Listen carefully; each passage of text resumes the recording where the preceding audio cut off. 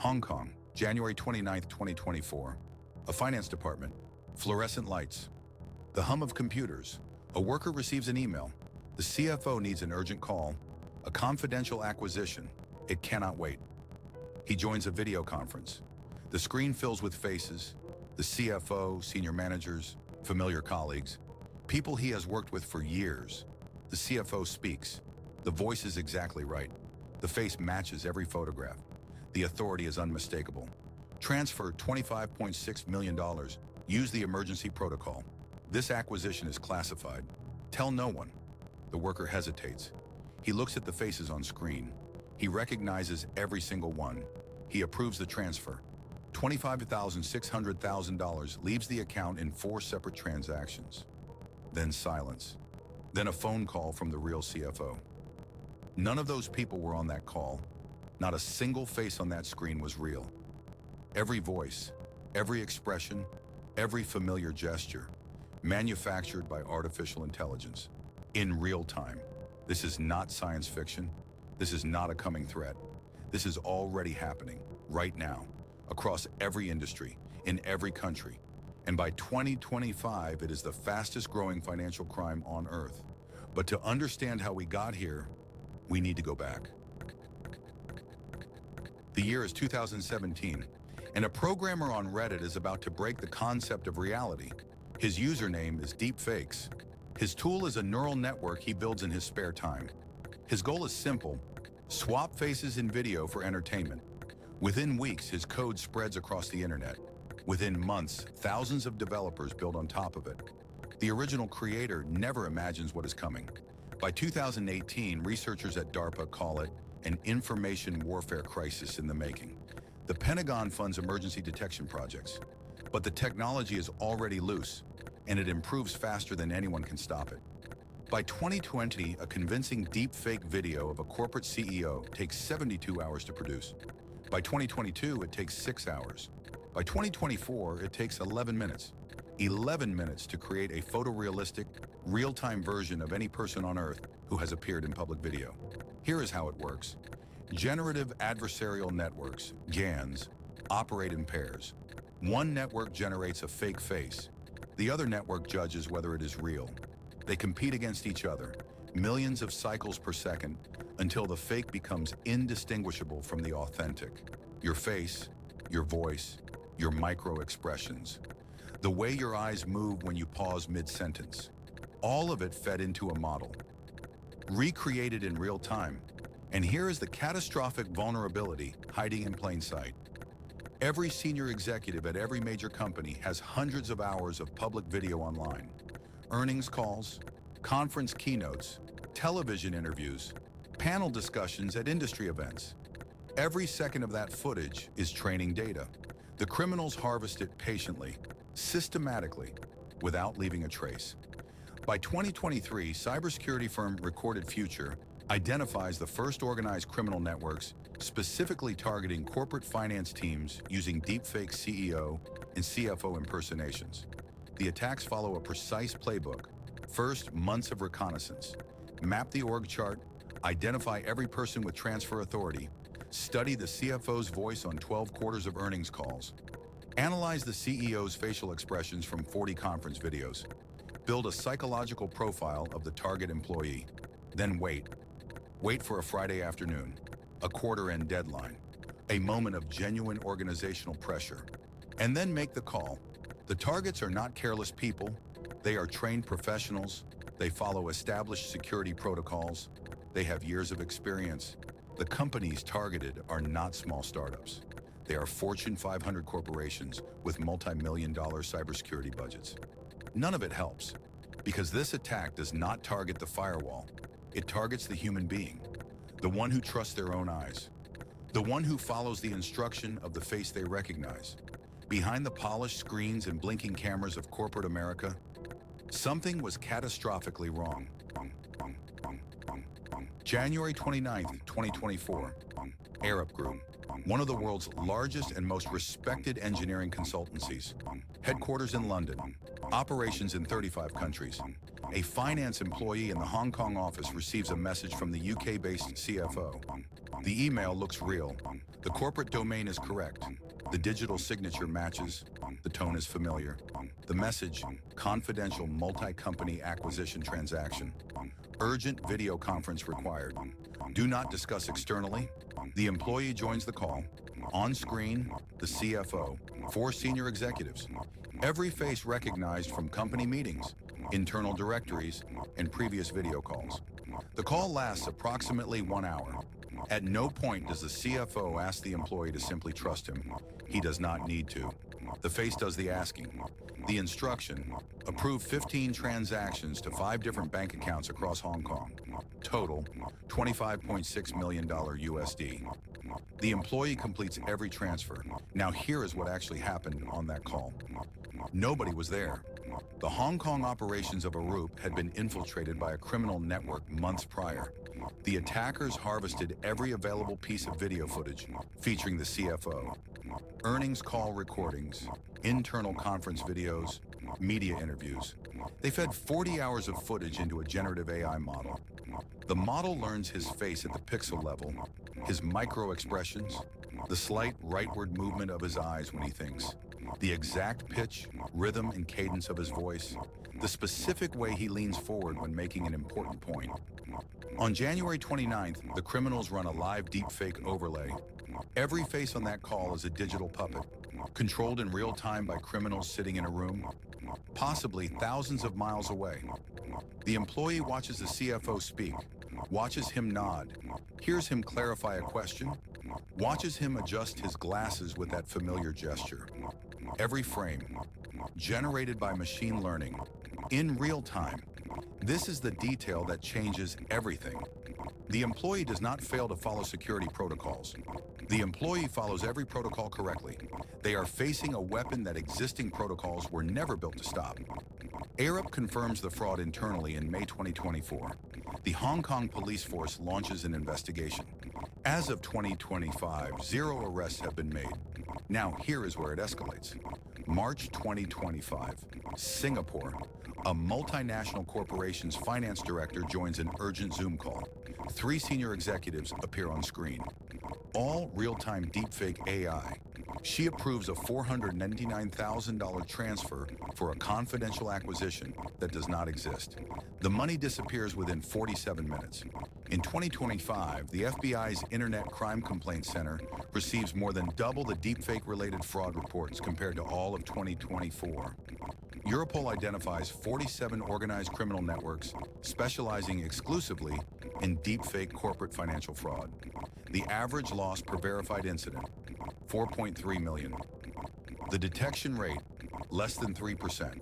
Here's the mechanism that makes this crime nearly perfect. The criminals do not steal. They get permission. They do not break into the vault. They convince someone with a key to open it willingly, using the most trusted face that person has ever seen. And somewhere out there, one researcher has been warning about this exact scenario for 6 years. Nobody listened. His name is Hani Farid, professor of digital forensics at UC Berkeley. 20 years studying image and video manipulation, one of the world's leading authorities on synthetic media detection. In 2019, he publishes a research paper. The conclusion is direct. Current deepfake detection systems will fail completely within 5 years. The technology improves faster than detection can follow. The gap will only widen. Corporate security departments across America receive the paper. Most never open it. 2021, the FBI issues private industry notification, PIN 2021 G1 The warning is specific. Foreign threat actors use deepfake audio and video to apply for remote work positions providing access to corporate financial systems. This is not a theoretical scenario. It is actively occurring. The notification reaches IT security departments. Most finance teams never see it. 2022, cybersecurity firm Pindrop publishes proprietary data, a 350% year-on-year increase in deepfake audio attacks targeting financial institutions. Banks and CFOs are already being impersonated in voice calls. The banks hire more fraud analysts. They do not change the fundamental assumption that makes the attack possible, that a recognized face on a video call means a verified identity. In 2023, Rachel Toback, CEO of Social Proof Security, spends 12 months attempting to get Fortune 500 companies to test their own resistance to deepfake social engineering. Of 23 companies contacted, 3 agree to testing. All 3 fail. Every single employee shown a real-time deepfake video of their own CEO approves the requested action. In the most striking test, a deepfake CFO instructs an employee to approve a $50 million test wire transfer. The employee approves it in under 4 minutes. Afterward, the employee is shown the technology, shown the AI model, shown exactly how the face was constructed. The employee's response, "I knew the protocols. I followed them. There was nothing wrong with what I did. I saw him. I heard him. How am I supposed to know that's not real?" That is not a failure of training. That is a confession of systemic vulnerability. And here is what makes it worse.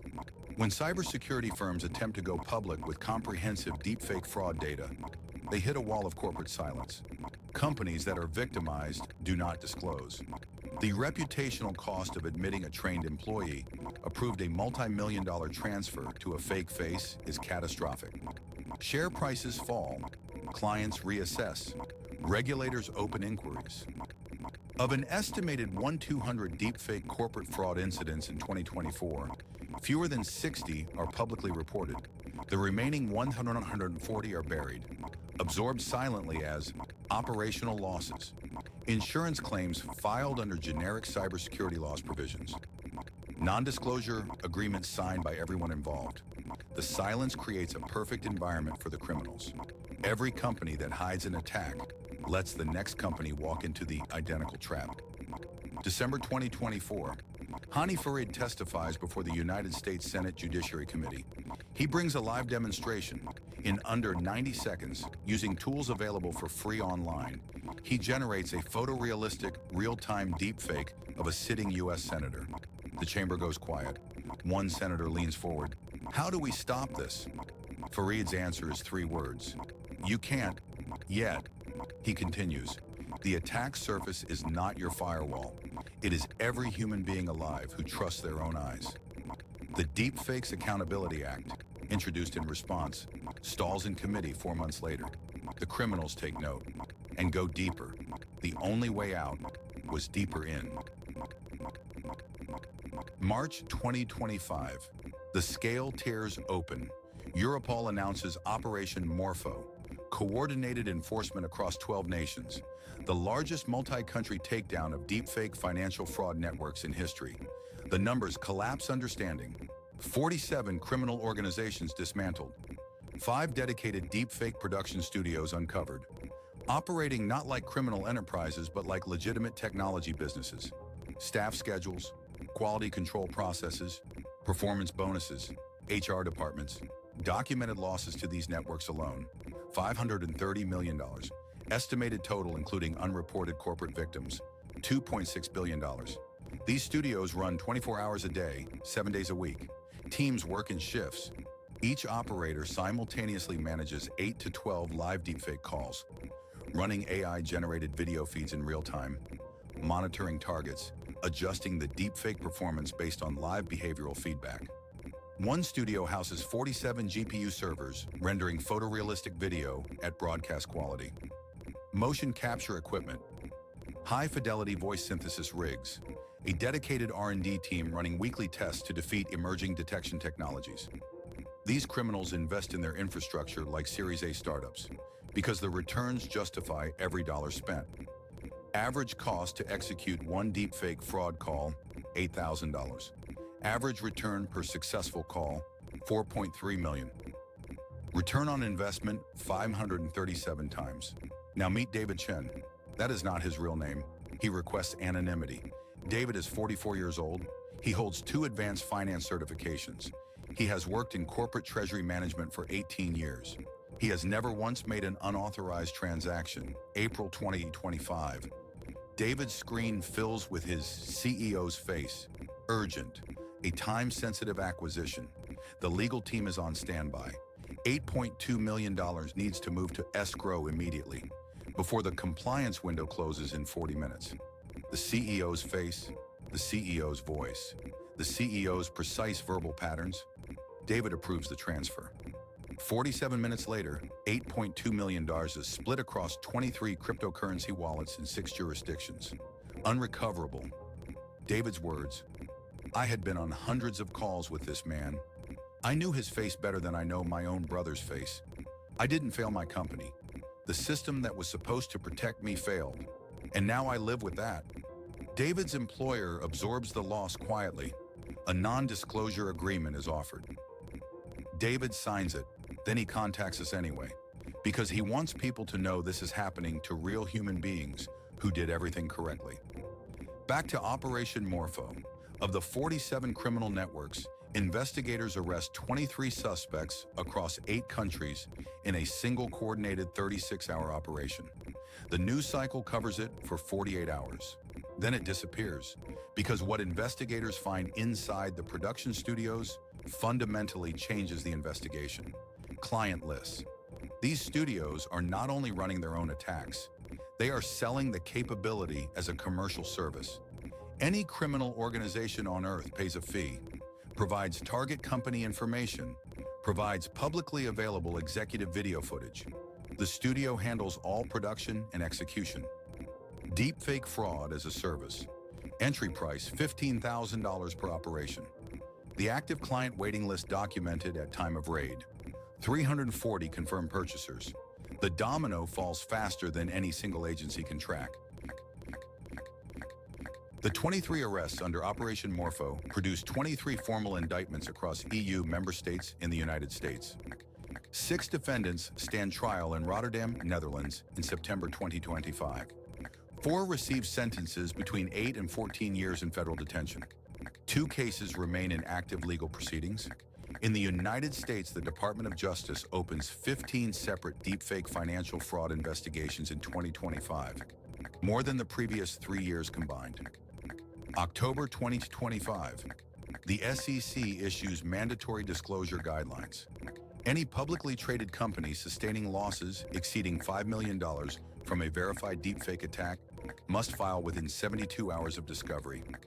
6 companies file in the first month of the rule taking effect. The financial sector begins to move. Goldman Sachs, JP Morgan, and Deutsche Bank implement dual-channel verification protocols. Every transfer above $100,000 now requires a one-time authentication code delivered through an entirely separate secure channel before approval is possible. The face on the screen alone is no longer enough. Microsoft, Google, and Intel co-found the Coalition for Content Provenance and Authenticity, C2PA, developing cryptographic digital watermarks that allow video to carry verified metadata, confirming its authenticity and origin. But the criminals adapt in weeks. By November 2025, deepfake rendering tools generate C2PA-compatible metadata automatically, defeating the new standard before it reaches widespread adoption. The war runs at the speed of code, milliseconds, not courtrooms. For David Chen, none of this recovery arrives in time. His $8.2 million is gone. For the Arup employee in Hong Kong, professional life continues. The new dual verification protocols are in place. He says the money is not what stays with him. It's knowing that everything I built, 20 years of judgment, of professionalism, of earning people's trust, was turned into the weapon against me. They use my competence to commit the crime. That is what I cannot shake.